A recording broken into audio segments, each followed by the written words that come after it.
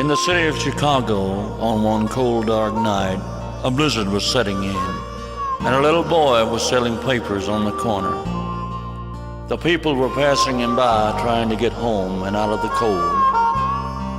And it was so cold, and he wasn't selling any papers, so he went up to a policeman and said, "Sir, you wouldn't happen to know where a poor boy could get a warm place to sleep tonight, would you? You see, I sleep in a box around the corner, just down the alley, and it gets awful cold in there at night. It sure would be nice to have a warm place to stay." The policeman looked down at the little boy and said, "Just go down the street to that big white house and knock on the door. When they come to the door, say John 3:16, and they'll let you in." So he did like he was told and went up and knocked on the door, and a lady answered the door, and he looked up and said, "John 3:16, and she smiled and said, "Come on in, son."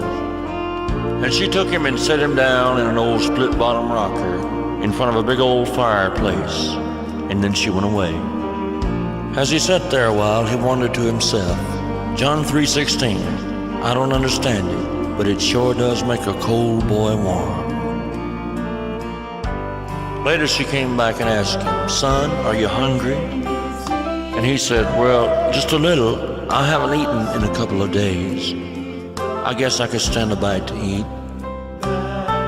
So she took him into the kitchen, and she set him down at a table full of wonderful food. He ate until he couldn't eat anymore.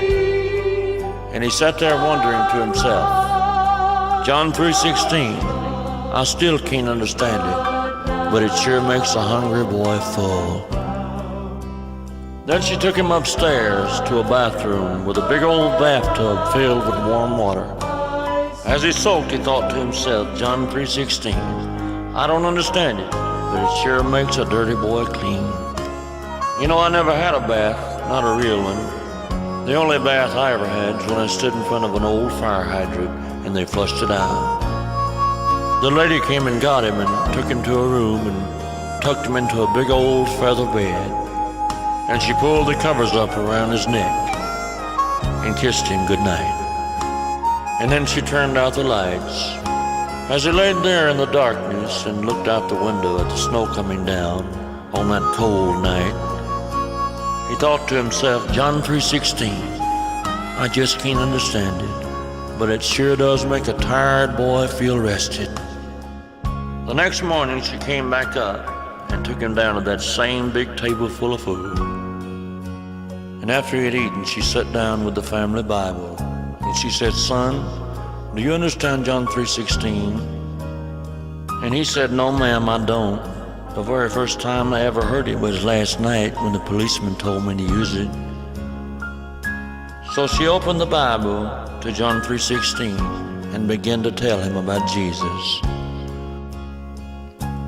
And right then and there, next to that big old fireplace, he gave his heart and his life to Jesus.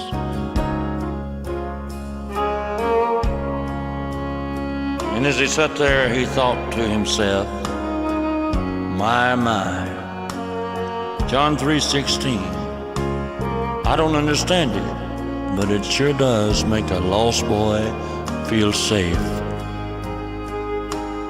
You know, I have to confess, I don't understand it either, how God would be willing to send his son to die for me, or how Jesus would be willing to do such a thing.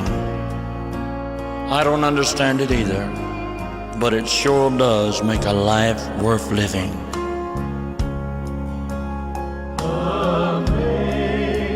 Amazing grace, how sweet the sound that saved